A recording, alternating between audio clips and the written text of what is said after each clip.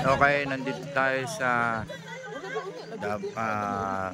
Digos, Davao del Sur, ano? Ito yung tinatawag nilang Kapatagan, no? So, nandito yung Team Livewire. After nung ating business trip, may kinausap tayong tao sa Digos at dala natin yung sakyan natin at ito, nagpipicture taking. May nagpicture taking at ito, another view of other side of Mount Apo. Si Kuwate, si Apollo.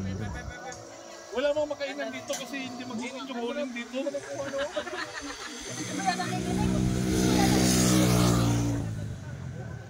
Balik dito.